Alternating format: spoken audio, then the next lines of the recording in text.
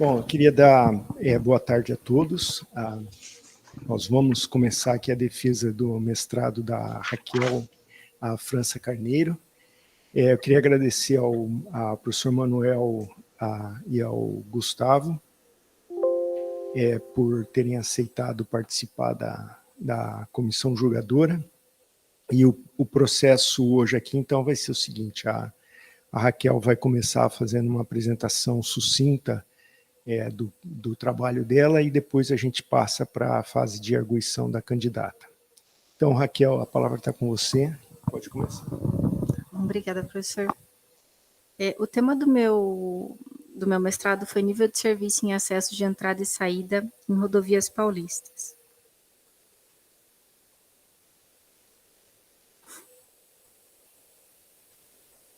Os editais de concessão do Estado de São Paulo, eles estabelecem um limite de 50 horas em nível de serviço E e F como gatilho para obras de ampliação de capacidade e melhorias.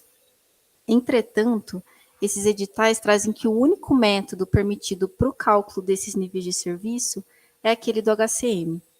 E o HCM é um manual, que foi calibrado para condições americanas. E os editais trazem que para todos os locais do sistema concedido, incluído acesso de entrada e saída, devem respeitar esse limite. Os acessos de entrada e saída, eles são gargalos do sistema, porque nesses locais há uma grande quantidade de mudanças de faixa e de acelerações e desacelerações. Dessa forma, o objetivo do trabalho foi verificar se o método existente do HCM para cálculo do nível de serviço em acesso de entrada e saída, ele estava aderente com a realidade nacional. O primeiro passo foi a seleção dos acessos. As possíveis fontes de dado eram 398 sensores de tráfego no estado de São Paulo e 1.248 câmeras de circuito fechado. Numa pré-seleção, 56 câmeras e um sensor aparentemente permitiam a coleta de dados em 73 acessos. Em uma análise um pouco mais detalhada, foram excluídos acessos que eram entrelaçamentos, que tinham mais de uma faixa de rolamento, aqueles acessos que eram pela esquerda ou que sofriam influência de outros acessos próximos. Após essa etapa, foram requeridos via Artesp para as concessionárias as filmagens dos trechos. Entretanto, algumas filmagens elas tinham problemas de ângulo, como pode-se ver na imagem da esquerda, que o acesso está lá na frente, ou na imagem da direita, que é uma câmera de uma passarela, que ela está num zoom muito próximo. Além disso, as filmagens na Baixada Santista, da Ecovias, elas tinham muita neblina. Então, essas filmagens tiveram que ser descartadas. Ao final, foram selecionados 8 acessos. Um de entrada e saída numa rodovia de 2 faixas na SP-327, um acesso de entrada na rodovia de 4 faixas SP-160, 2 acessos de entrada na SP-330, num trecho com 2 faixas e outro com 3 faixas, um acesso de saída numa rodovia de 3 faixas SP-065 e 2 acessos de entrada e saída numa rodovia de 2 faixas na SPI 054147. A coleta de dados de taxa de fluxo foram realizadas por veículos leves, comerciais e motocicletas, em intervalos de 5 minutos por faixa de rolamento. Para a coleta da velocidade média no espaço, primeiro foram definidas 2 linhas virtuais, cuja distância fosse conhecida, e cronometrado o tempo que o veículo gastava entre essas 2 linhas. Entretanto, em alguns pontos, o fluxo de veículos era muito grande, então foi estabelecida uma amostra de 30 veículos por faixa a cada 5 minutos. Para verificar se esse método de coleta de velocidade ele era satisfatório para a utilização na pesquisa, para o acesso da SP-330 no KM-109, existia um sensor. Com a comparação da velocidade coletada pelo sensor e pela amostra da filmagem, o erro máximo foi de 4,9%. O método da HCM ele envolve alguns parâmetros, como o fluxo na rodovia, o fluxo nas faixas 1 e 2, o fluxo no acesso, o comprimento da faixa de aceleração e desaceleração e o conceito de área de influência. A área de influência ela é definida como 1.500 pés, ou mais ou menos 457 metros, do ponto da convergência do acesso de entrada e da divergência do acesso de saída. Com o cálculo da densidade, então são definidos os níveis de serviço, e a velocidade na área de influência ela é uma medida adicional.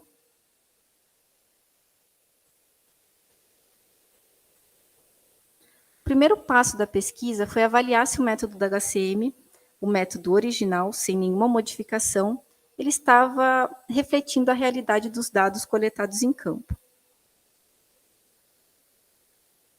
A taxa de fluxo nas faixas 1 e 2, no método do HCM, ele é estabelecido como uma porcentagem do fluxo na rodovia.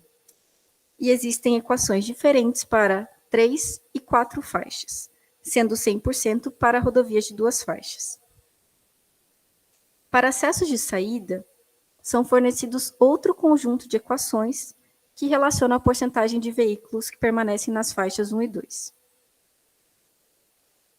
O método também traz equações de razoabilidade, ou seja, quando o fluxo médio fora da área de influência ele ultrapassa um dos limites de 2.700 carros de passeio hora-faixa, ou 1,5 vezes o fluxo nas faixas 1 e 2, o fluxo nas faixas 1 e 2 ele deve ser recalculado com as equações mostradas na imagem. A densidade pelo método do HCM ela é calculada utilizando uma equação que relaciona o fluxo no acesso, o fluxo nas faixas 1 e 2 e o comprimento da faixa de aceleração e desaceleração. Aqui, cabe alertar que, diferentemente dos segmentos básicos que utilizam a velocidade, nos acessos, a densidade é calculada apenas com esses fatores. Para o cálculo da velocidade, são elaboradas equações para dentro da área de influência e fora da área de influência. A velocidade na seção ela é determinada como uma média ponderada pelos fluxos, utilizando o resultado dessas duas velocidades. Para os acessos de saída, é utilizado o mesmo princípio. Comparando-se os resultados do método do HCM e aqueles coletados em campo, para o fluxo nas faixas 1 e 2, o erro médio foi de 30,1%. Um estudo similar, que foi realizado na Grécia em 2016, utilizando um acesso de saída numa rodovia de 3 faixas, ele trouxe a mesma conclusão, que o HCM superestimava os resultados. A densidade na área de influência, ela foi comparada e observado que, a partir do nível de serviço C, os erros eram crescentes, com um erro médio de 43,6%. O estudo similar realizado na Grécia também trouxe essa conclusão, que o HCM subestimava os resultados de densidade com erros crescentes quanto maior a densidade. Para a velocidade dentro da área de influência em acesso de entrada, o erro observado foi de 15,1% e para acessos de saída, de 8,6%. Para a velocidade fora da área de influência, os erros foram de 4,6% para acessos de entrada e 16,4% para acessos de saída. Aqui é mostrada a velocidade dentro e fora da área de influência. O que foi observado pelas filmagens é que o comportamento da velocidade dentro da área de influência ela é bem diferente, principalmente considerando os veículos leves e pesados. Então, a velocidade dentro da área de influência, principalmente para acessos de entrada, é bem diferente da velocidade fora da área de influência. Nos acessos de saída, quanto maior a porcentagem de veículos pesados, notava-se que os veículos leves eles acabavam realizando a saída da rodovia mais para frente, ou seja, eles ultrapassavam os veículos pesados e saíam da rodovia. Quando essa porcentagem era menor, a tendência era eles permanecerem nas faixas 1 e 2. Para os acessos de entrada, a porcentagem de veículos pesados, ela traz um impacto bem mais claro. Então, os veículos pesados, eles ocupam mais espaço, eles têm um desempenho prejudicado por causa das manobras de troca de faixa, aceleração, desaceleração. E quando eles estão no acesso para entrar na rodovia, eles requerem um gap maior para entrar na rodovia, eles têm uma velocidade reduzida e eles acabavam segurando os veículos leves. Já a velocidade fora da área de influência, o que foi percebido nas filmagens, é que ela depende muito mais da quantidade de veículos, pois esses veículos eles são, na sua maioria, veículos leves. O estudo similar também traz uma avaliação de velocidade por faixa de rolamento. Após essa avaliação do método do HCM, verificou-se que ele não era satisfatório, ou seja, foram observadas diferenças de até 2 níveis de serviço. Dessa forma, a próxima etapa foi, calibrando as equações do HCM, verificar como que esses erros se comportavam. Ou seja, nessa etapa, foi considerado apenas os parâmetros das equações existentes e foram calibrados os coeficientes. Para o fluxo nas faixas 1 e 2, em acesso de entrada em rodovias de 3 faixas, o modelo calibrado foi um valor constante de 57,5%. Isso porque havia apenas uma configuração de acesso de entrada em rodovias de 3 faixas, então o parâmetro do comprimento da faixa de aceleração era constante. Para acesso de entrada em rodovias de 4 faixas, o modelo calibrado resultou em uma constante de 44,18%. Aqui vale esclarecer que o modelo do HCM, esse de 0,21 menos o fluxo no acesso, ele não foi utilizado, foram utilizadas as equações de razoabilidade para rodovias de 4 faixas. Para acessos de saída em rodovias de 3 faixas, o modelo calibrado considerou o fluxo na rodovia. Comparando-se os resultados do modelo original do HCM e aqueles calibrados, os erros foram reduzidos de 30,1% para 5,5%. Para a densidade, os modelos também foram calibrados. E aqui vale esclarecer que o sinal do comprimento da aceleração e desaceleração, ele foi contrário ao da equação do HCM, isso porque na pequena amostra de variações geométricas, os acessos que tinham maior fluxo e as maiores densidades eram aqueles com comprimento de aceleração e desaceleração maiores. Cabe esclarecer aqui que os coeficientes que multiplicam os fluxos, eles também ficaram maiores. Né? Isso para tentar acertar o problema dos veículos pesados que foi observado nas filmagens. Comparando-se os modelos originais e calibrados, nota-se uma redução do erro de 43,6% para 12,5%. Com a calibração da velocidade dentro da área de influência para acesso de entrada, resultaram-se nessas equações, e para acesso de saída, na equação abaixo. Os resultados da calibração do modelo da velocidade dentro da área de influência foi uma redução do erro de 15,1% para 7,4%. Entretanto, o que aconteceu aqui foi, em campo, observava-se uma variação de velocidade aí mais ou menos de 60 até 100 e pouquinhos quilômetros por hora. A velocidade calculada pelo HCM era mais ou menos constante, ali próxima dos 90 a 100 km por hora. Com a calibração, o que aconteceu é que a parcela fixa da velocidade ela aumentou, mas o fenômeno ele não foi melhor explicado, ou seja, ela ainda continua como uma velocidade constante. Para acessos de saída, a calibração do modelo reduziu o erro de 8,6% para 8%. Para a velocidade fora da área de influência, os modelos que consideram apenas o fluxo fora da área de influência foram calibrados. Para os acessos de entrada, a calibração resultou numa queda do erro de 4,6% para 4,1%. E para acessos de saída, de 16,4% para 4,3%. Ou seja, apenas a calibração dessas equações da velocidade fora da área de influência, elas já refletiam o fenômeno observado. O terceiro passo da pesquisa foi, observando os resultados da calibração e os comportamentos observados na filmagem, propor novos modelos. Para o fluxo nas faixas 1 e 2, o modelo proposto para acessos de entrada em rodovias de 3 faixas incluiu o fluxo na rodovia. Os modelos considerados para os acessos de entrada em 4 faixas e acessos de saída de 3 faixas resultaram nos mesmos modelos do HCM calibrado. Para o fluxo nas faixas 1 e 2, o modelo original, que apresentava um erro de 30,1% e calibrado de 5,5%, com os novos modelos, o erro foi reduzido para 4,4%.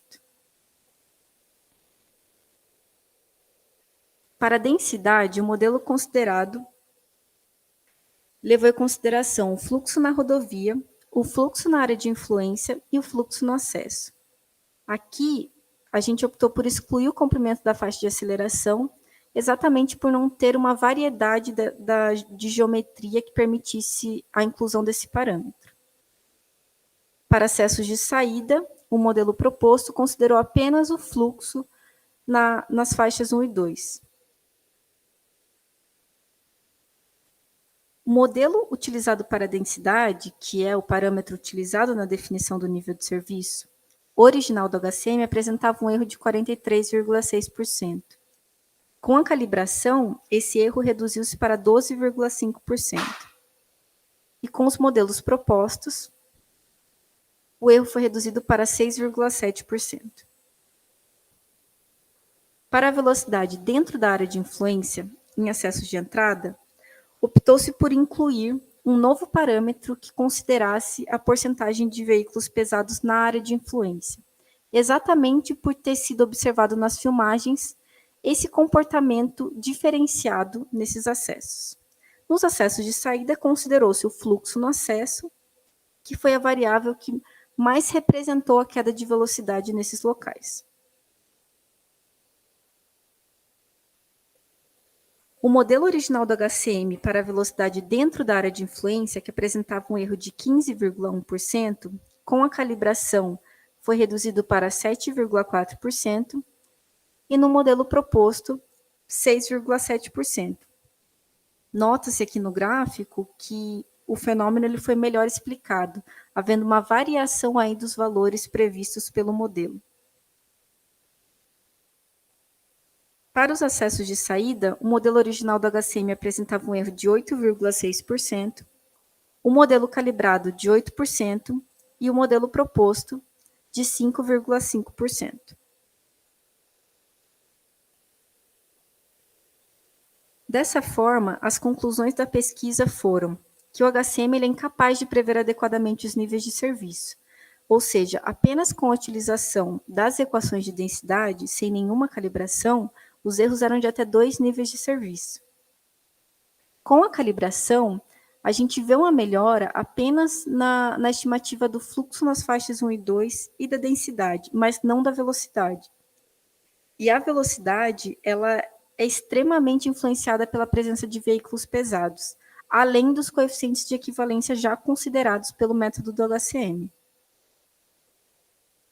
Ou seja, aqui, para os níveis de serviço D, E e F, que são os piores níveis de serviço, normalmente utilizado para realização de intervenções na rodovia, com o modelo do HCM, 18 observações, elas eram melhores no método calculado do que observado em campo. Com a calibração, reduziu-se para 3 esse número, e com os modelos propostos, apenas uma observação que era melhor em campo do que pelo modelo calculado. Entretanto, cabe esclarecer que o modelo esses modelos eles foram calibrados e propostos com uma quantidade restrita, né, de variações de geometria e de porcentagem de veículos pesados, por exemplo. Nos próximos estudos, recomenda-se a coleta de mais dados para que esses modelos sejam validados. e até para considerar algumas variações que a literatura traz, que são importantes na operação de acesso de entrada e saída, como, por exemplo, diferença do grade do acesso da rodovia. Então, o que eu vi nas filmagens é aqueles veículos que vinham de acessos provindos de grades ascendentes, né, em dispositivos, eles apresentavam um comportamento um pouco pior de velocidade. E existem outros parâmetros de geometria, por exemplo, como o ângulo de incidência do acesso de entrada na rodovia, ou o raio após o acesso de saída, né, no dispositivo. Então, essas são as recomendações para estudos futuros. É isso, obrigada. Bom, muito obrigado, Raquel. Agora nós vamos parar a transmissão pelo canal do YouTube e vamos só continuar com a arguição aqui, a plateia que está aqui na